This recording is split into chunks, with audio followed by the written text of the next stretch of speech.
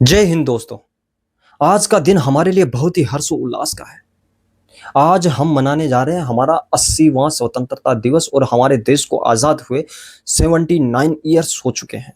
मैं नमन करता हूं, सलाम करता हूं उन सब शहीदों को जिन्होंने अपने परिवार की परवाह किए बिना अपने शरीर के एक एक कतरे कतरे खून को बहाकर हमें एक स्वर्णिम आज़ादी देके चले गए। मैं नमन करता हूं उन मेरी बाहुबली सेनाओं को और पुलिस के उन जांबाज सिपाहियों को जो दिन रात अपने देश की सेवा के लिए अटल हैं।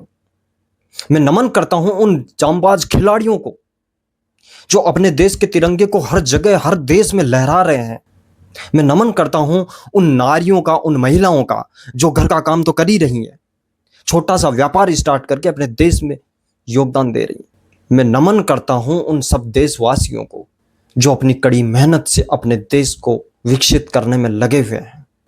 और आज मैं अपने आज़ादी के इन स्वतंत्रता दिवस पे कुछ कहना चाहता हूँ और मेरा कहना यही है, मेरे दोस्तों, हमें जो ये आज़ादी मिली है इसके लिए बहुत ही कुर्बानियां देनी पड़ी है, खून की नदियां बहानी पड़ी है। उन लोगों ने अपने बिना परिवार की परवाह किए हम लोगों को यह आज़ादी दे के गए और उन्हें पक्का विश्वास है कि हमारा देश आगे जाके तरक्की करेगा। उन्होंने खून की नदियां बहाई, लेकिन मेरे भाई आज हम खून की नदियां बहाने की तो दूर की बात है, हम अपने शरीर का पसीना तक नहीं बहा रहे। आज हमें 80 साल हो गए और अभी भी हम संघर्ष ही कर रहे हैं। पता नहीं कितनी सरकारें आ गई, कितनी सरकारें चली गई, लेकिन हमारा देश उसी जगह पे खड़ा है। ना हमारी करेंसी मजबूत होती है, ना हमारा इंफ्रास्ट्रक्चर मजबूत होता है, ना हमारा एजुकेशन सिस्टम मजबूत होता है, ना हमारी राजनीति मजबूत है।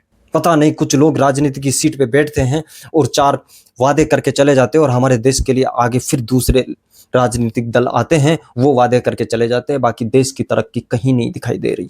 यातायात मंत्री वादे कर रहे हैं और जिस तरीके से वादे कर रहे हैं, पीछे पीछे सड़कों की रिपेयरिंग चल रही है। मेरे देशवासी, बात और मुद्दा ये नहीं है कि हमारे देश में चल क्या रहा है, लेकिन बात और मुद्दा ये है कि यदि इस तरीके से हमारे देश के अंदर तरक्की हुई तो दुनिया से तो हम 50 साल पीछे हैं ही, और ये डेटा आगे जाके बढ़ने वाला ही है, कम नहीं होने वाला। पता नहीं हमें कब जाके ये सुनने को मिलेगा कि हमारा देश विकसित है, हमारे देश में हर चीज अवेलेबल है।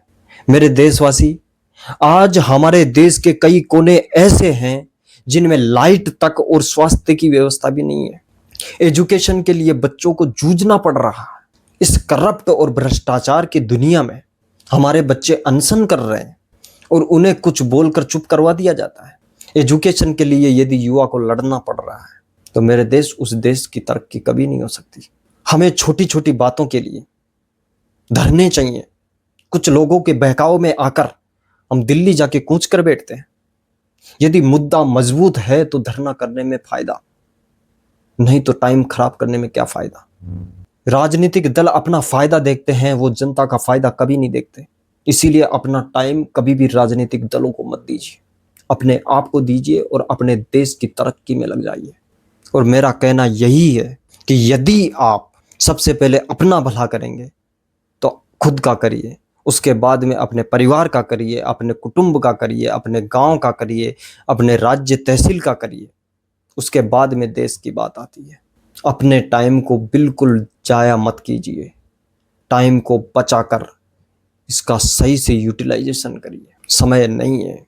जय हिंद दोस्तों।